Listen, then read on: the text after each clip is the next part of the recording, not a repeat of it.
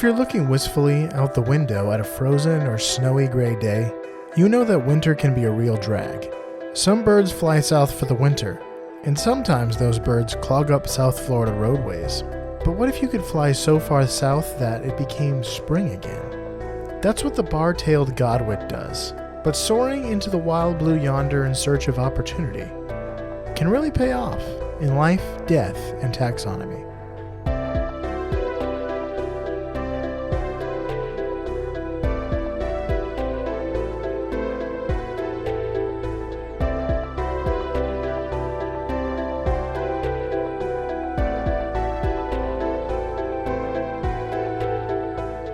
Welcome back to Life, Death, and Taxonomy. It's your 30 minutes of interesting animal information.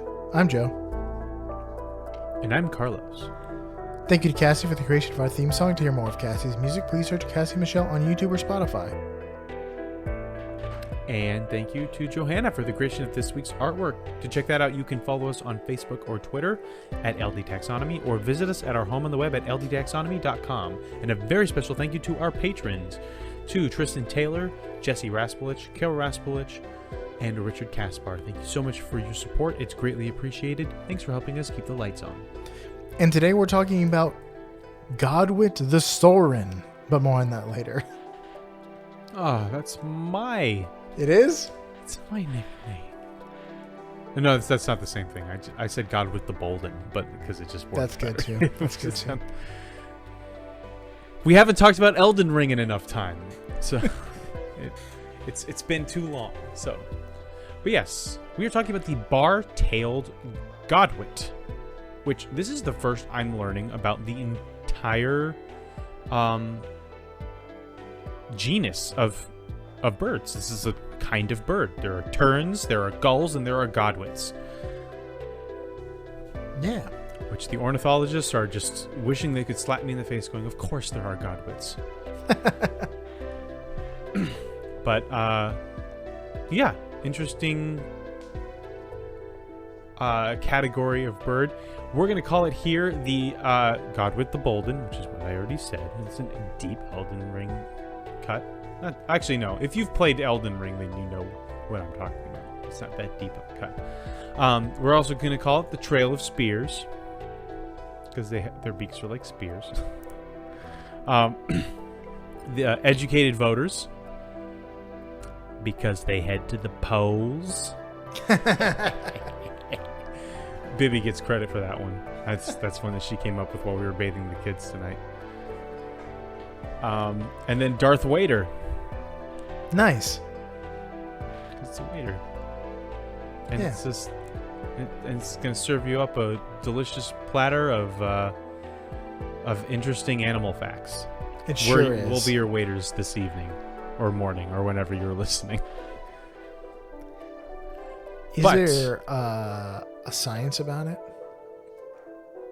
I've got 1, 2, 3, 4, 5, 6, 7 sciences for this one. Yeah, so buckle in. Because we're gonna go through all of them. Science number 1 is that it's in the kingdom you know, love, and are in, and that's Animalia. The phylum is Chordata. The class is Aves. This is a bird. The order is Chirandriformes. That's a nice one. Chirandriformes. Mm-hmm. That sounds like a magic card linked to a planeswalker. This is gulls and other water birds. Not all water birds, but many water ocean fowl are in this order. The family is Scolopacidae, which is sandpipers in particular. The genus is Limosa, which is godwits specifically. These are large migratory wading birds, meaning that they walk, knee deep or joint deep in water and look for food there, kind of like a heron, except I was wondering, like, why aren't like herons and egrets in this? And I think, and this is me talking without research, I think it's because they don't migrate. That must be the difference. Because they also have, they have long spear beaks, and they hunt in a similar fashion. The species is Laponica, so Limosa laponica, and there are several subspecies as well. But that is the nomenclature. And since we are in the business of naming things, it's time for my favorite part of the show, Critter Groups, the part of the show where I ask you, Joe, a question, and that question is the same every time. What is the name of a group of this animal? Or what is the term of venery? Or what is the collective noun? 3 ways to say the same thing, or to ask the same question. If you saw a group of Godwits, what would you call them? Would you call them A, a college of Godwits, B, a collage of Godwits, C, a pantheon of Godwits, or D, a mission of Godwits?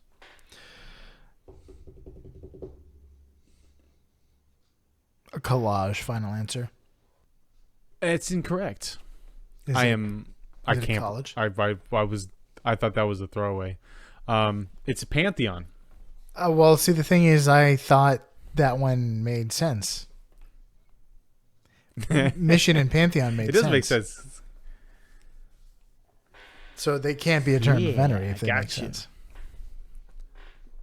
They most certainly can. Could. We have a murder of crows. Crows They're murderous. Yes. A congregation of praying mantises. Fair. Yeah. Well, those are the exceptions that prove the rule. There are some really good ones there, and birds tend to have some really good collective nouns. I'm always excited to do a bird specifically because I know Critter Groups is going to be good. It's a pantheon of Godwits, like that. That's awesome. There are also some other good ones. So if for some reason we lose this footage or we do another Godwit, we will have there's more material there. It's ripe for the picking. They come in clutch, those ornithologists. Yep. Do you want to know what this guy looks like? Sure. So this looks like a big sandpiper. That is the gist. It has a longer beak than sandpiper, and yes, it is bigger, longer legs. Its feather color depends on the time of year. During breeding season, males have a chestnut to like what's the word for like a reddish brown? Russell? Yeah, rouge. Like that that hummingbird. Rufus. Rufus, yes. Rufus, face and neck and chest and belly. They have dark brown and white plumage on their wings and tails. This is breeding season, so that's it's a striking bird. Not like bright colors, but it's very, very rich colors. Other times of the year, outside of breeding season, they have white grayish brown. So it's duller, it's more faded. It's kind of like if you left one of these guys out in the sun, in like the back of your the back of your car above the back seat under the window. Like if you leave something back there for too long, all the colors are sucked out of it by the sun because I'm sure that's how the sun works. It just sucks color out of things. Right. It's a color vampire. Yeah. And we should all be afraid. But yeah, so it's got duller plumage in the off season. It gets its name from the horizontal black bars that go across its tail feathers, so it is the bar-tailed Godwit. It has the long angled wings of kind of a gull, so it's got this boomerang-looking shape when it's flying. And it has a thin, sharp, long beak for snapping up underwater worms and clams. That's sandpiper.txt. And it also has thin, long legs for splooshing around in the water, which is less sandpiper.txt and more like like a heron or something like that, a wader at Olive Garden. And I think it's good to go for the description. This is larger than your typical sandpiper, though. So, Joe, how much larger is it? I expect all of my answers to be in form of sandpipers. Welcome to the beloved Measure Up segment, the official listener's favorite part of the show. The part of the show when we present the animal size and dimensions in relatable terms through a quiz that's fun for the whole family. It's also part of the show that's introduced by you when you send an audio of yourself saying, singing, or chittering the words Measure Up into ldtaxonomy@gmail.com. We don't have any Measure Up intro this week, but we do have a follow-up email from Nora. Oh. We talked about her three-legged husky. And oh, yes. She says, I showed up to the rescue and asked for a dog that could handle the world's most annoying 4-year-old, and this is what they gave me. So I guess a husky has got the temperament, and I guess the lack of leg has humbled it and given it some perspective. So it's a sage husky. And then she said, that's me saying that. And now here's what she says. She's excellence. Read children. We give her massages to get rid of phantom limb pain. Do you know dogs can get phantom limb pain? I imagine that anything can get phantom limb pain, especially a mammal. Well, I assumed that maybe like phantom limb pain was the result of like higher brain function, and you expecting, maybe not. She says, I swear I never set out to own weird pets, but Shyla, I assume is the dog, is good with kids. And a friend was Shyla or Sheila? It's Shyla. It's like, how do you spell Sheila? With a Y? I think it's Sheila. Oh, no, it's Shila. Okay. I mean Shyla. I can't read letters. And the wrinkled cat's name that is sounds Pearl. like Shyla. She sent a video. For a wrinkled she cat. sent a video, and this dog can really move for having one less leg than the other dogs in the dog park. Maybe the leg it's missing contained all of its irritability, and so now it's the perfect dog for the world's most annoying 4-year-old. I'd be interested to. It did that leg. The missing leg also contain its husky readiness to like sing the song of its people, because I know huskies can be really loud and yelly. Huskies don't like me. I get along with all kinds of dogs, but for some reason, whenever we were at the dog park and there was a husky there, it would just stare me down and growl. Is it one husky? Or is it any husky you've ever seen? It was any husky. How do you know it's not the same husky at the dog park? Because they come in different shapes and sizes and colors. Fair enough. There's like brownish huskies and thanks for the update. Black huskies. Nora's putting the team on her back in terms of listener engagement once again. But let's get into this.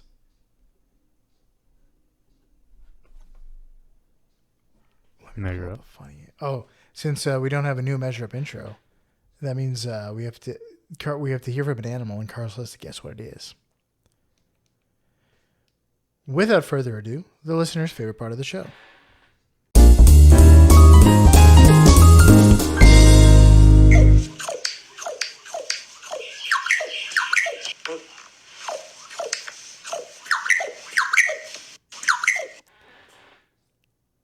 What could that be? What are my options? Here's a hint. Here are the options. Is it A, a sheep? B, a capuchin monkey? C, a raven? Or D, a bar-tailed godwit?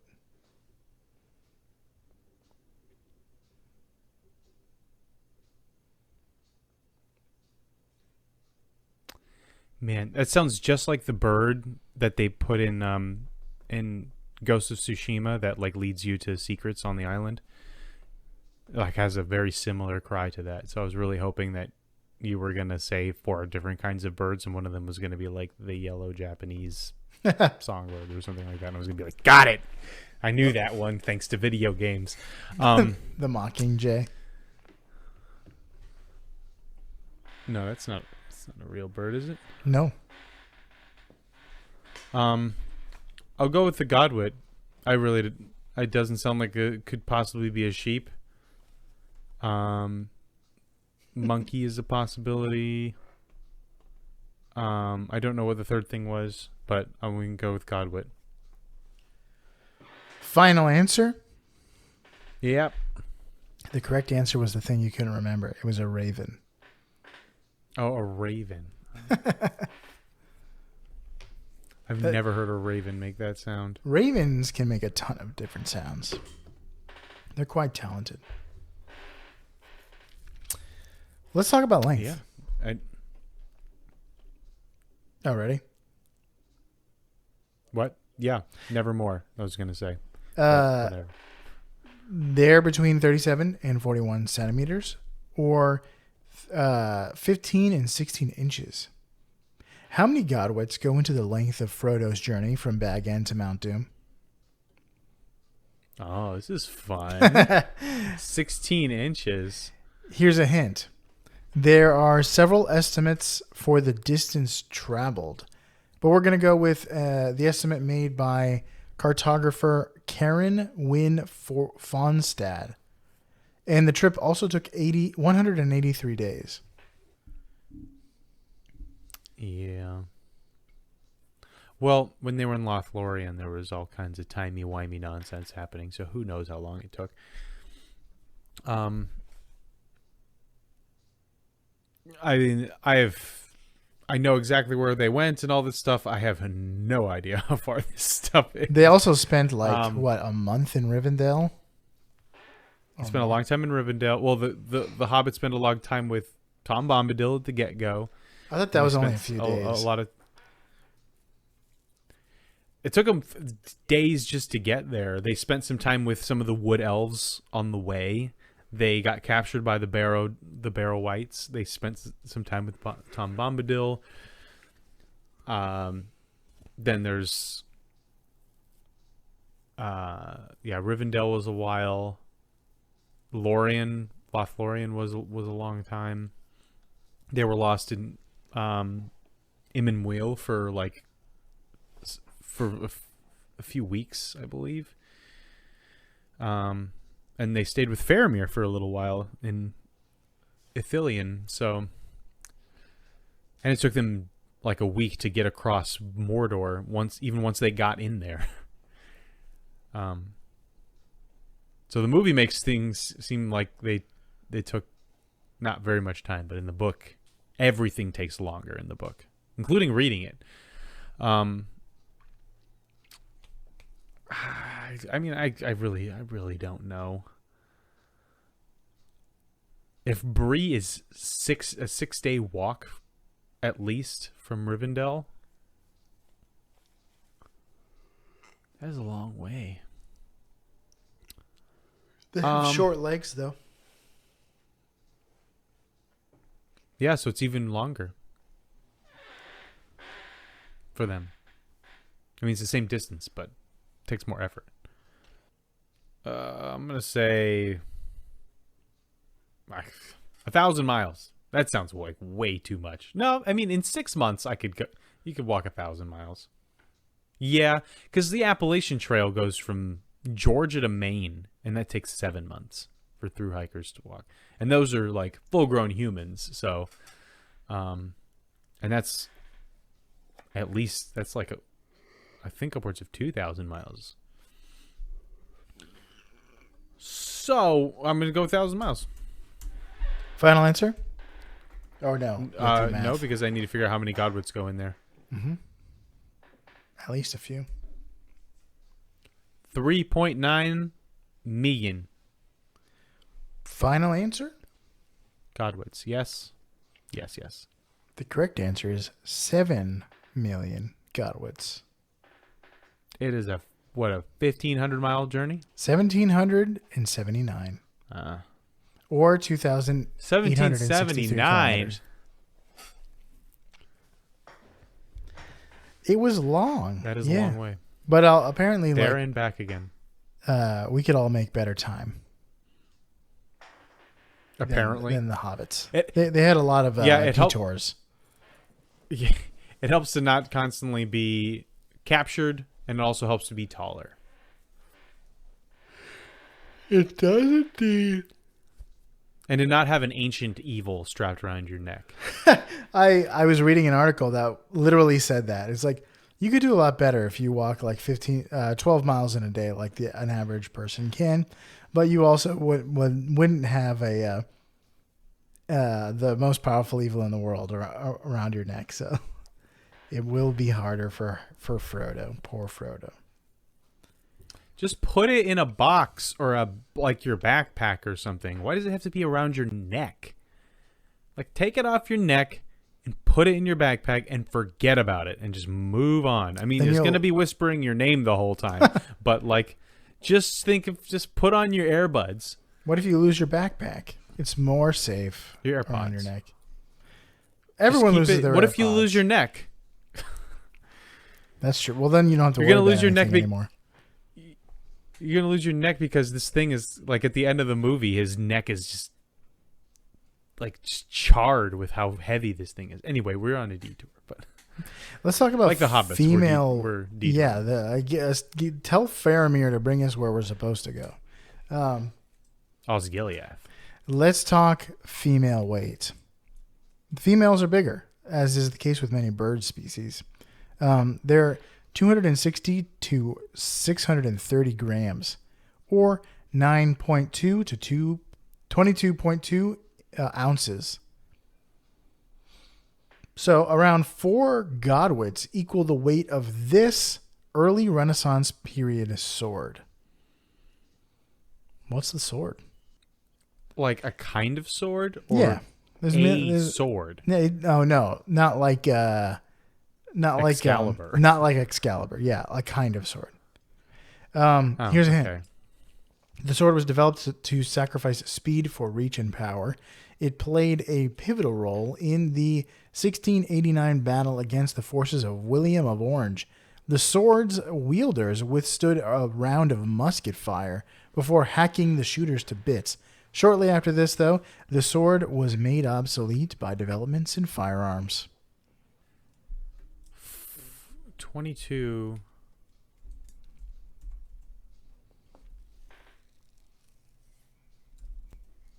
It's about a 5-pound sword. 5.5-pound sword. Sacrificing speed for reach.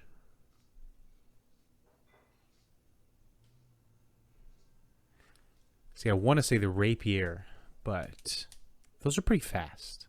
You can be pretty fast with those. But that would kind of go along with this weight here. 1689. Yeah, I'm going to go with the rapier. Final answer? Final answer. Yep. I think, the correct answer is the claymore, which was around 5.5 pounds. You vastly overestimated the weight of swords. Yeah, I sure did. Don't you watch like Shadiversity, where he talks about how like swords are actually quite like way lighter than people think? Yeah, yes, but I don't know what 5 pounds feels like. To me, that sounds like nothing. A 5-pound weight in the gym is like nothing until you hold it out like arm's length. And then it's not that bad, but it's hard. I mean, it's hard to like swing around. But I've got like a rubber longsword, and I feel like it weighs more than that. I got a rubber longsword behind me. You can see it in the video if you're watching this on YouTube. So that feels like it weighs more than 5 pounds. I thought and that's not made of steel. I thought the fact that like this was a contemporary of muskets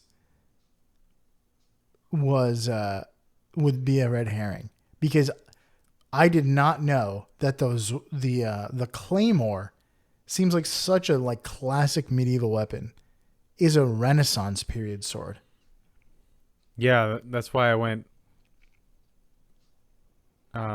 Musketeer swords. Rapier. Yeah, rapier. No, its heyday was like one battle, before like people really started to make muskets a thing. And yeah, and then firearms made it obsolete. So it had like really one battle where it was cool. A giant two-handed sword that you could use as a spear. Part of it was not even part of the blade wasn't even sharp, so that you could grab it and use it as a spear. But it was such a symbol of like strength and honor among Scottish Highlanders that everyone knows the Claymore today, and it's still like in symbols and coats of arms and stuff like that. Isn't that weird? Yeah, a rapier weighs 2 pounds, 2.2 pounds. That is, I mean, it doesn't sound like it's that much lighter, but it is like a third of the weight of the claymore.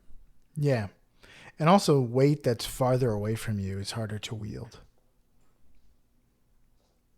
Yeah, there's an entire different way of using it. Interesting. Yeah. These are two very interesting and measure up facts that are right in my wheelhouse, and I'm kind of sad I didn't get them. It's like, finally, you talking about Lord of the Rings and swords. I got this. The weight of swords is like a notorious thing for people to misunderstand. If you would have asked me, I'm bad with weight in general. Yeah, well, if before doing the research for this, somebody was like, "How heavy is a claymore?" I would have said like 12 pounds. Or 12 feather in Skyrim. It's just the feather symbol.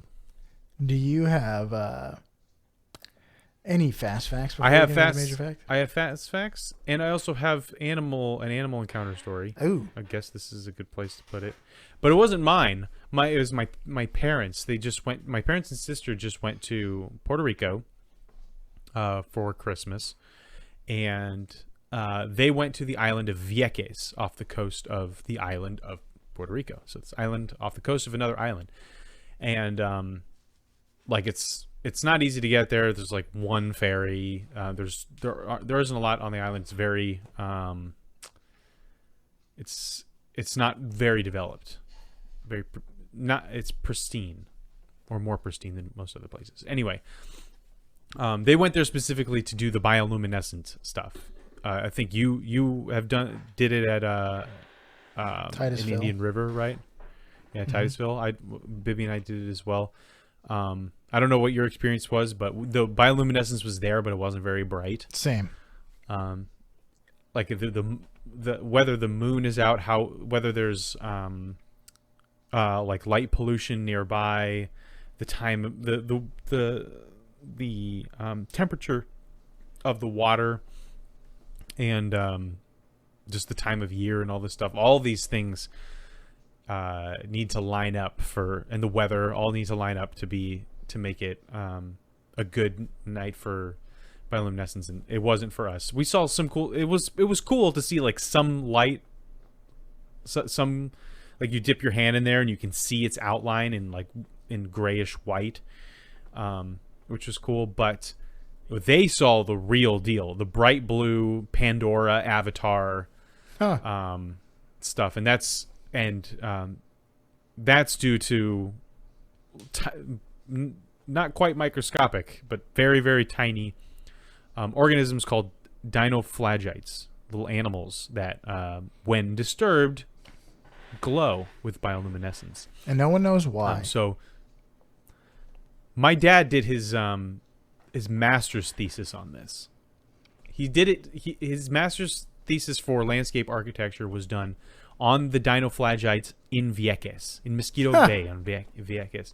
So, and I edited it, and I do not remember what the answer was on why they do that. His whole thing was like how they need to like they're dying out, and how like what they would need to do to the area, like adding in trees and creating like a better protected bay shelter for them and all this stuff, in order to like help the population recoup and grow and stuff like that, because this is the best place to see them in the world. There's only a few places in the world where they even exist, and this is the best one. And so they got the full experience, which was super cool. It's like you're on a kayak and you can see in the middle. You're on the kayak at night and you can see fish in the water just because glowing blue, because they're disturbing the dinoflagellates as they move through it. And so like super jealous. Wish we could have gone. But also, the island has a horse problem. Like other cities have pigeon problems, this island has a horse problem. They're absolutely everywhere, and they're wild, and they're just there. It's like they're like deer, but if they were everywhere. They're in the roads, they're on the streets, they're walking around the buildings. My mom has a video of her. They're just walking to the beach, and there's a horse just following them. It's just walking alongside them, and the car comes and just moves off to the side. And they're trying to drive through, and there's horses like licking their windows and trying to and seeing if they have any food. And they've got pictures of there's just dozens of horses around them. It's like, That's it's like in Futurama, like the pest is owls.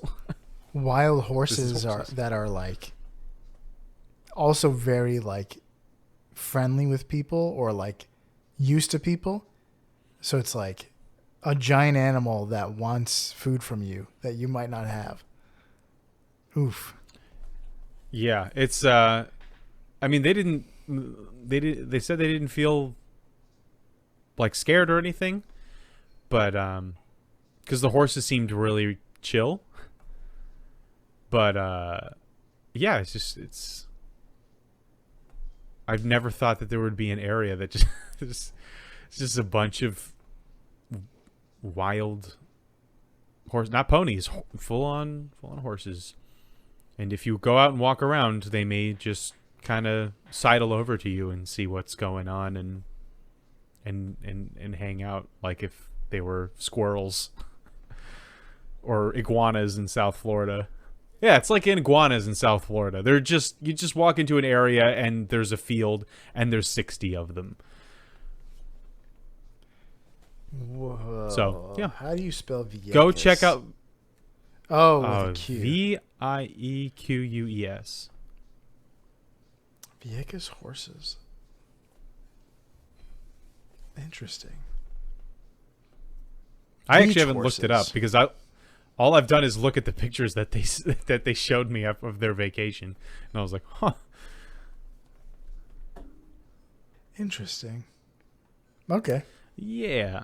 So that's my animal story, even though it wasn't me that encountered it. But anyway, so fast facts about the bar-tailed godwit. So these mostly live in the north. They are northern dwelling birds. They live mostly northern Siberia and Alaska, and one subspecies lives in North Scandinavia. And that's that. I'm sure they spend the whole time up there and never travel or migrate anywhere. So no need to talk any more about that. They eat mostly bristleworms. Basically, bristleworm is basically like an ocean centipede. It's a large category of marine worm, and there are some that live in estuaries that can be snapped up by long, sharp, piercing beaks. They also eat clams, snails, and crustaceans. They prefer to hunt in these estuaries and mudflats to find these animals. And the last little piece of fun fast fact I will say before we move on to the major fact, which will probably have nothing to do about where they live, is that the Godwit is either an onomatopoeia, which I just today found out I don't know how to spell, It's onomatopoeia. There's 4 vowels in a row. 4 different vowels at the end of that word. So it's either an onomatopoeia for the bird's call, or it comes from the Old English phrase "good" or "Godwit," which means good creature.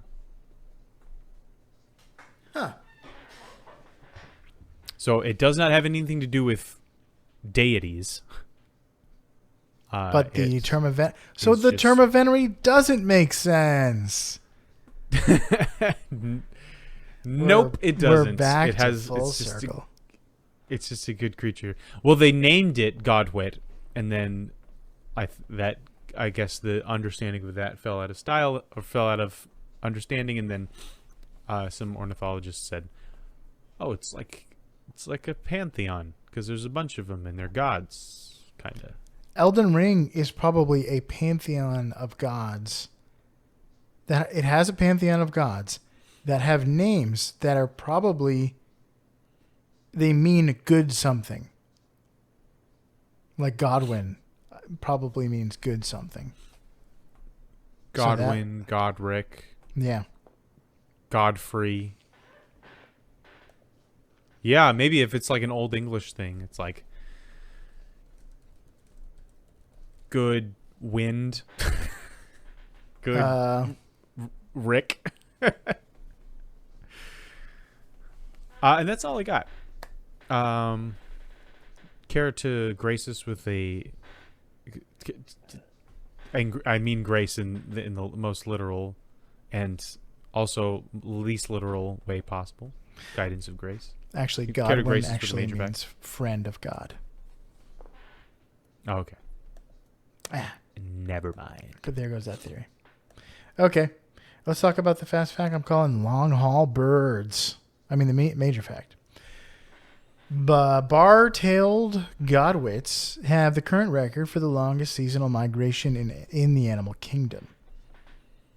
Although I wrote this animal down to do because I heard that fact, but then I looked it up just to make sure today, and you know how Google is, like it'll say the caribou is the longest. It'll bring up the big text. Caribou is the longest terrestrial mammal migration. I'm like, that's more specific than I asked, Google. That's more specific than I asked. I want the best of any animal. But it might be this bird. Godwits breed in the summer in the northern hemisphere in the Arctic Circle or close to it, but they won't stand for the Arctic winters, and I don't blame them.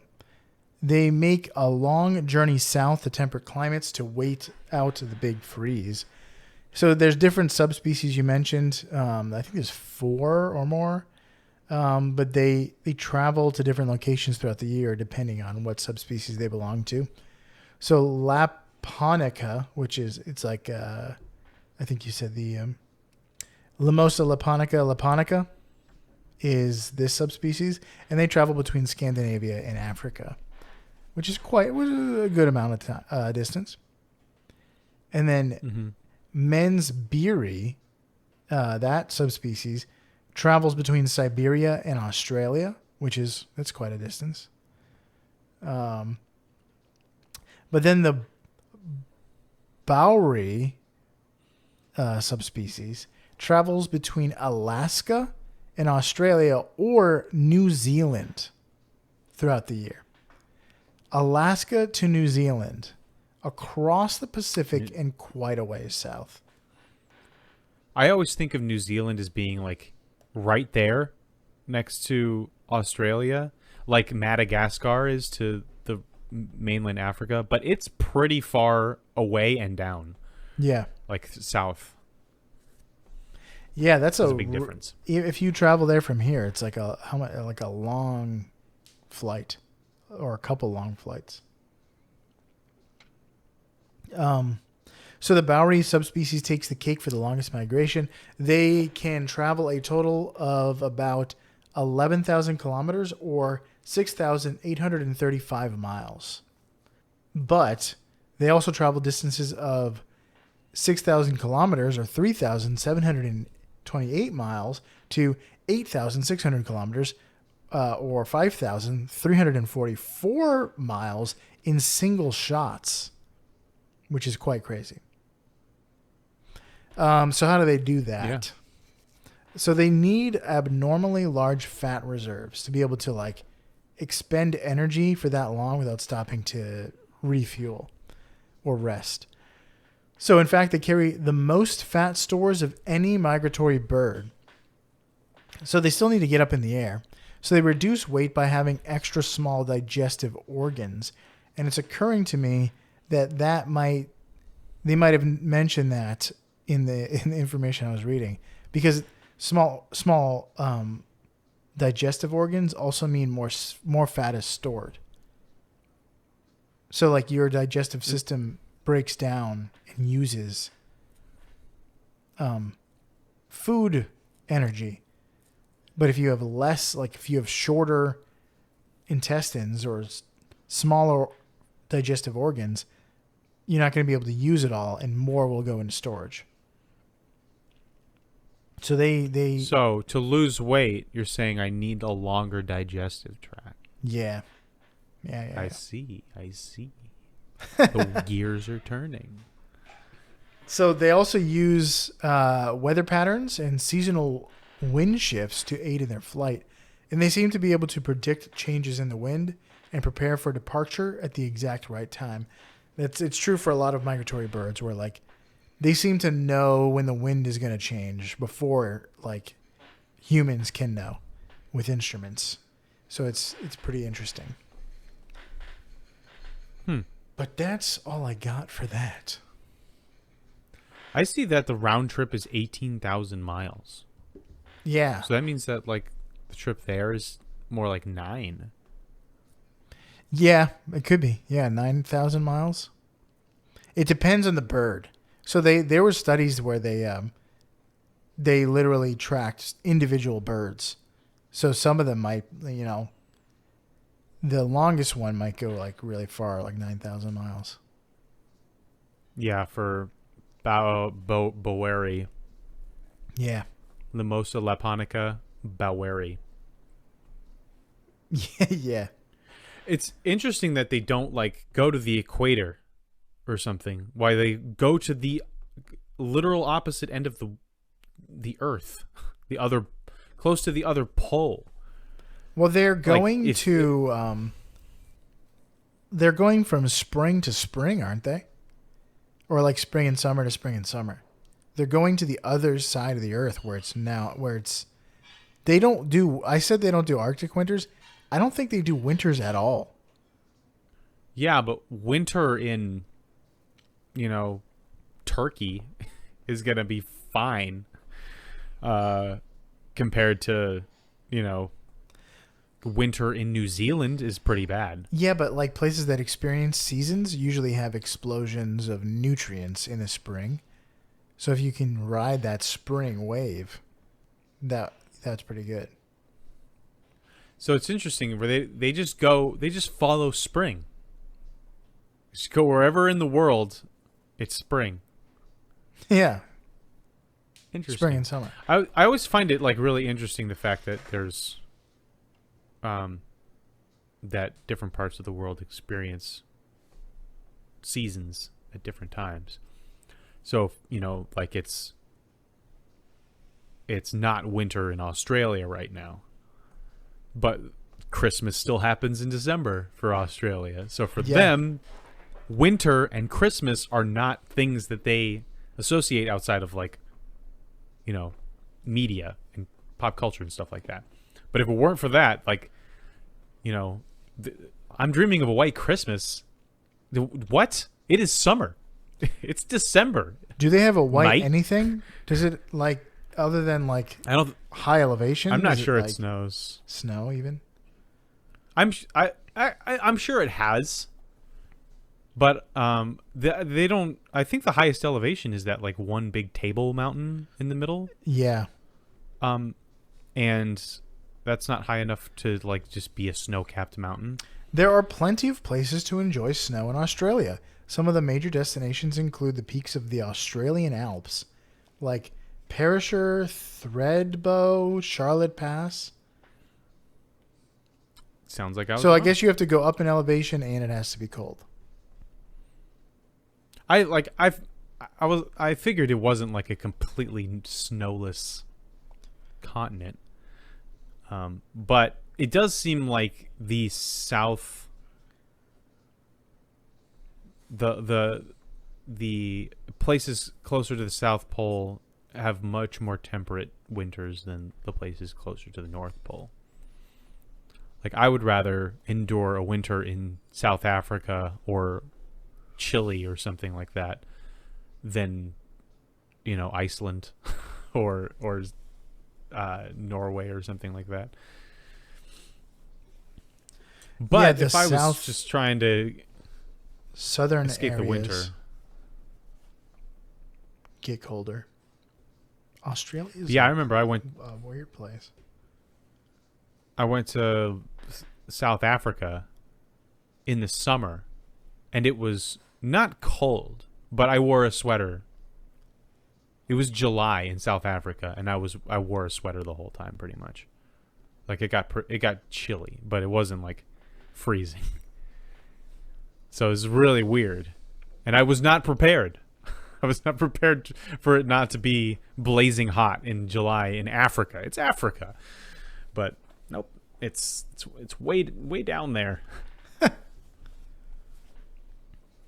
And I didn't do enough research. But yeah, that's long migration.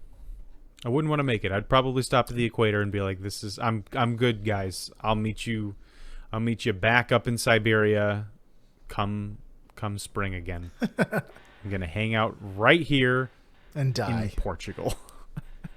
No. I see. You're going to go to the something equator. Else. Yeah. I'd make it about halfway, and I'd be like, okay, yeah, the Mediterranean, I may even stay here forever, in fact. It was nice. But, they didn't ask me. That's what happens to a lot of animals that retire to Florida. The python is just retired to Florida. Mm-hmm. A full species in retirement. The lionfish is just retired to Florida. So is the iguana. All right, so that's the bar-tailed godwit. For you out there in Podcastia, wade into your neighborhood estuary, catch yourself a bivalve mollusk or two, then be sure to take a quick 18,000-mile jaunt to and from the tropics, like the bar-tailed godwit here in Life, Death, and Taxonomy.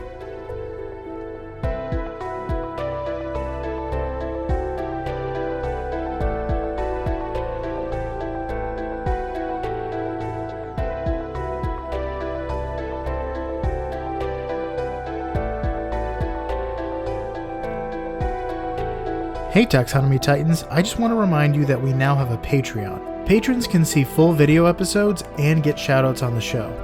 But ultimately, it's a way for you to help us cover some costs and get even better. Still, reviews are the best way to help us grow. So if you haven't left one yet, we'd really love to hear from you. As always, thanks for listening and engaging.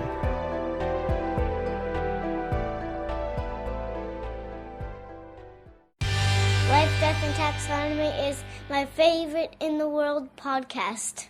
I think it might be pronounced